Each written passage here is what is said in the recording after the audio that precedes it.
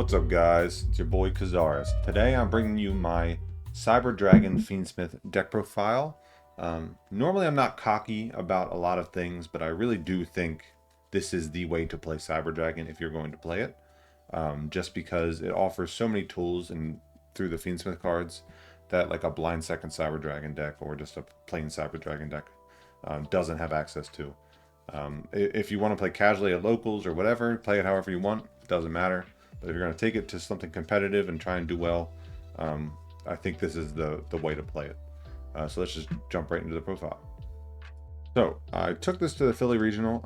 I started off 5 wins in a row, and then I lost 3 in a row. Very unfortunate. First loss was to Regenesis Kashtira. I opened the Power Bond, which is the one hard garnet of the deck, unfortunately. Which, if you open Power Bond, you can do some things with your Cyber Dragon cards, but you can't resolve the whole combo to get an end board. So I just had to make Caesar with Lacrima Engrave and a Magnum in hand, which against any other deck besides Regenesis Cash, like Mitsu or Malice, would have been pretty strong still. But of course, the Regenesis Cash Tier cards just inherently summon. So Caesar does nothing. Second loss was I opened 4 hand traps and a brick 2 games in a row. Can't help. And then third loss was actually a really good game, really good player, really good back and forth. But I got Featherstorm game 3, and I still almost won, but he did top deck Aramasa to do his Mitsurugi combo after I cleared his board. So getting right into the combo or the profile, 3 Cyber Dragon core, just core ends on Caesar, number 90 Galaxy Eyes Photon Lord, and Regulus. A Fear. This is very not standard at all. People are playing Nostra instead. I'm not playing Nostra or Hertz in this list because they are bricks.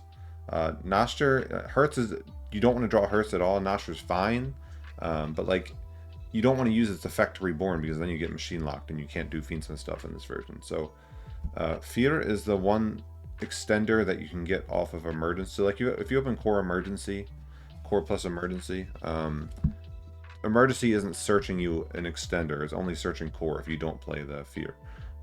So if you want to play around Droll, you search Fear with Emergency, you get Drolled, then you go summon core, summon Fear, still do Fiendsmith stuff. Or you can chain block core from Ash if you don't get Drolled. But either way, just being able to search an extender off Emergency when you open core plus Emergency definitely warrants playing this, I believe. The one Cyber Dragon, just because you want it to be able to make Infinity. If you open core plus the Cyberdark card, or core plus Rev System, 2 card combo, you add Infinity to the end board also. You can add Infinity to the end board with just core if you also play Hertz and Nostra, but again, I'm trying to cut as many bricks as possible. Because this deck is already playing so many bricks. Like, sure, they're fine to open, but like I don't want to open a ton of them, you know? I want all my cards to be playable. So I'm playing 3 core, 1 Fear, 1 Cyber Dragon, 3 Emergency, 1 Res System. Because you do want an additional search target if you open both the Cyber Dragon part and the Cyber Dark part. Because otherwise you have nothing to search. So you're trying to eliminate redundancy. So 3 Claw, 1 Chimera, 1 Cyber Dark Worm, 3 Realm, 1 Power Bond. Claw is really cool. Again, it searches like if you open core plus claw, you're adding Infinity to the end board. You can put up Necroquip and then even if you already have access to the combo, you can keep the claw, make Necroquip, and then discard it to get another copy of this out of your deck for follow-up, and then draw a card off the Necroquip. So it triggers Necroquip, which is nice. I drew a hand trap once or twice like that way. 1 Chimera, 1 Worm. You just want additional names. Chimera sends the Worm, and then Chimera searches the Power Bond. So if you draw this, you can't. Chimera is always discarding Clockwork Knight, almost always. Sometimes you like discarding Fiendsmith Paradise or extra copies of this if you're like weird game states. But you're trying to discard the Clockwork Knight that you searched off of the Link one to get Power Bond, and then Power Bond makes you Cyber Twin Dragon to get you two 8s with Fortress for Photon Lord. So you don't get Regulus with the Clockwork Knight, and you don't get Power Bond if you open the Power Bond, which is just so unfortunate. So you really don't want to open it. That was just one of my losses this weekend. And then 1 Regulus, 1 Clockwork Knight. Clockwork Knight's still great. It's still a floodgate if you open it. Against Malice and Mitsu, just creates weird game states for them. Regulus is fine to open. You can just link off the core and then summon Regulus and re-put the core and then do Fiendsmith stuff with the negate up. Still just good cards even if you open them, but you search. Ideally, you search them through the course of your combo. So that's it. 20 cards. I believe, yeah. 3, 8, 9, 9. Yep, 20 cards here for your Cyberdark engine. 3 Engraver, Lacrima, a Larry, 2 Tracked, and a Paradise. You could argue maybe for a third track and play 50. I'm at 49 cards right now just to spread out the bricks and increase my non-engine count. So you can maybe argue for a third track and just play 50. I was debating between that or a third Nibiru, but I decided to just keep 2 and 2, keep it 49. That's something I'm not entirely convinced of, but like this is the way to play it. The ratios might be slightly off, like definitely tweakable. One of each of the broken one-ofs. You need to stop draw.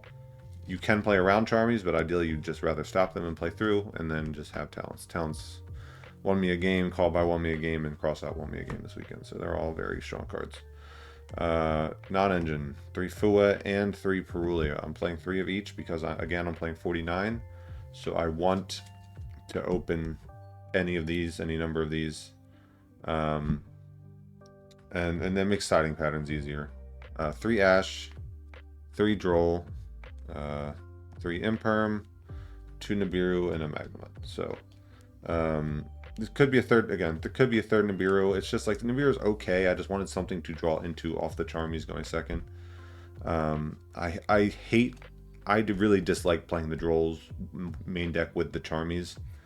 But you just have to, they'll have the way to stop the Charmy, and then you have the draw for later, or like you can get a few draws off Charmies and then draw them at a different point to prevent them from like getting all the way through their combos. Like it does work. I just hate that it conflicts. You want the Ashes to stop their Charmies as well, so you need the Ashes. Imperm's great because it's Veiler that you can use if you draw for turn, and then Magnemite also can search Cyberdark Claw, so Magnemite can get access to your engine, which is pretty important. So that's the main deck, 49. Again, as few bricks as possible. It's extremely consistent. It can brick, but I want to minimize that as often as possible. So that's why those are the ratios. Extra deck, Clockwork Knight and SP. SP is very good. Just again, clean up game states. Make your Cyber Dragon stuff do something in a vacuum. Make your Fiendsmith stuff get you to something. Break boards more. Very good card.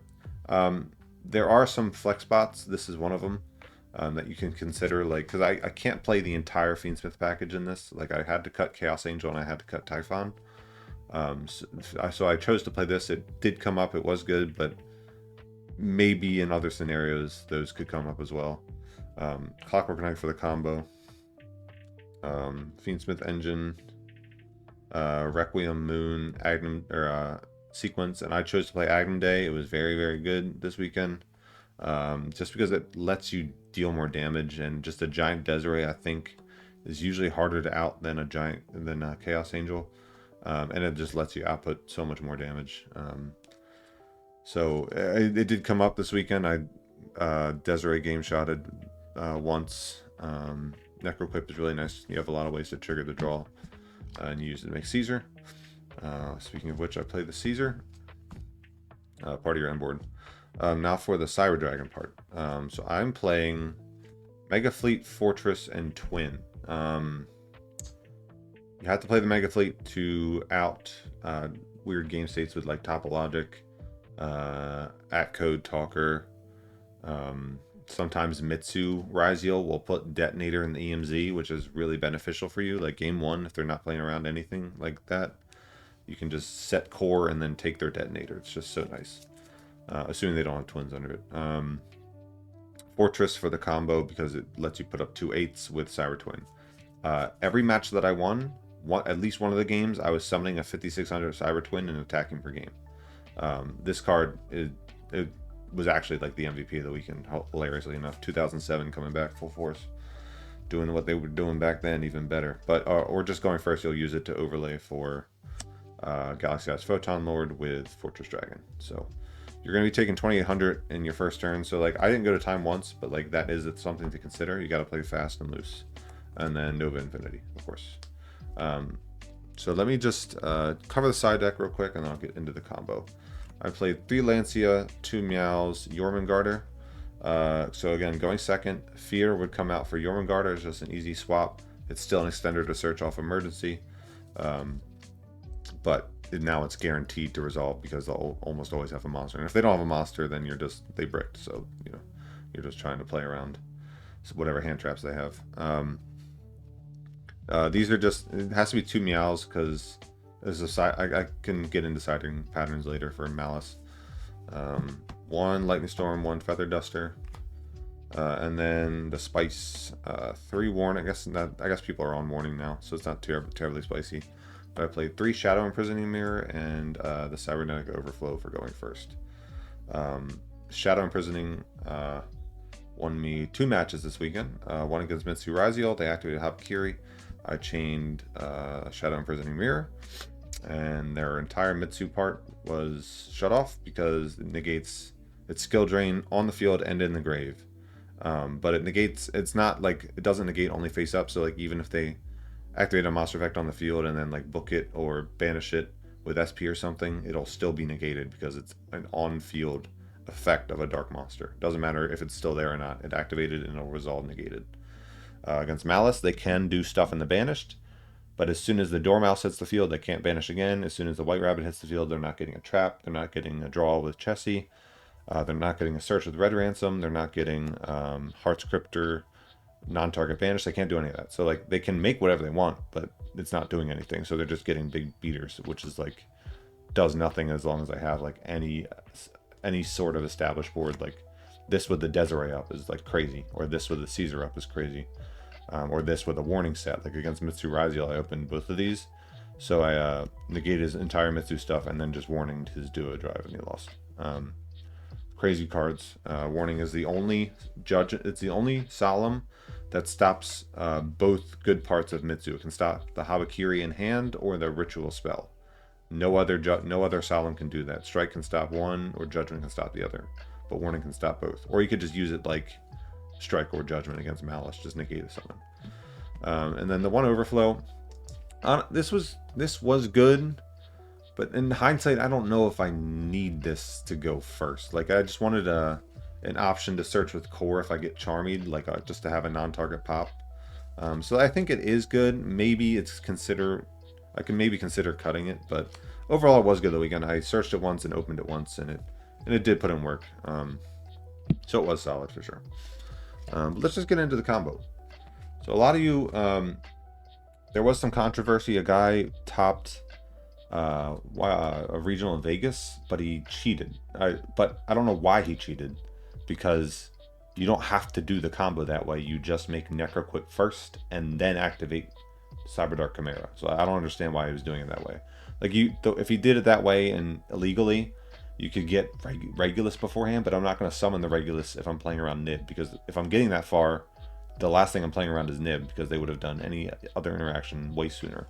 So starting with core, you get the Realm, of course, and then you activate the Realm, and you get the Chimera, and then you additionally normal summon the Chimera with the Realm. Then you link off the Chimera for the Clockwork Knight, and then you go Clockwork Knight, send the Cyberdark Realm, and Guardian Chimera, or Cyberdark Chimera, send the Cyberdark Worm, and search the Clockwork Knight.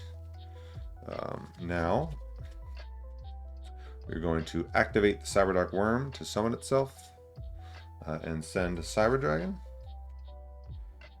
And we are going to add back the Clockwork, or the Cyberdark Realm, with Worm's effect. So right now we have 5 cards just from 1, which is crazy. We're going to use Clockwork Knight to tribute the core and summon back the Cyberdark Chimera. And we're going to leave that over on the field while we do our Fiendsmith combo. So, but real quick, so if I opened both core and claw or realm, core would add Rev System here. And what Rev System would do is that if I'm resolving my 2-card combo, I did it twice, so it is relevant. If I'm resolving my 2-card combo, at this point, Rev System is going to revive Cyber Dragon. We're going to overlay with the Worm for Nova. And then we're going to, what am I, Clockwork Knight's up here, my bad. We're going to go Nova, detach the Cyber Dragon, bring back the Cyber Dragon, because we have the core in the graveyard. And then we're going to do Fiendsmith combo, or sorry, then we're going to make Infinity real quick. And then we're going to do Fiendsmith combo. So we get Infinity first, and then we resolve Fiendsmith combo. So that's the crazy combo, but just core, you don't have Infinity on the end board. So we're going to link off, you know the standard. Moon into Requiem, yay. Tribute Requiem. Get Lacrimil. Creamer. We're going to send Engraver. Going to equip the Requiem to Lacrima. Going to link, or not link, we're going to fusion into Necroquip. And now, so say we don't have Infinity on the board. So say we're in this state. If their only interaction was nib, they're going to wait for you to summon Caesar, because why would they nib you and then leave you with Caesar effect, right? Because they're not threatened by so why would they nib you before Engraver effect? Because they're not threatened by Caesar yet. So obviously they're going to wait. So now we go Chimera effect, discard the Clockwork Knight, add the Power Bond. And now we're going to go Clockwork Knight, banish, discard the realm that we added back. Like, this is just in a vacuum. We could discard anything else. I don't know why this is still in the field. I could have discarded anything else, but in this vacuum scenario, we're just going to discard the card we added back to get the Regulus. I'm not going to commit the Regulus, because if they have the nib, I feel like I don't know. I guess I'd rather, it depends on the matchup, but I'd rather have the Omni Negate. Maybe I could summon this and then resolve, keep Caesar, because that's 2. So it depends on the scenario. But like, you could summon the Regulus first and then summon the Engraver. And then if they have nib, you could negate it with Regulus if you wanted, but you lose it. And also, so say we make Caesar here.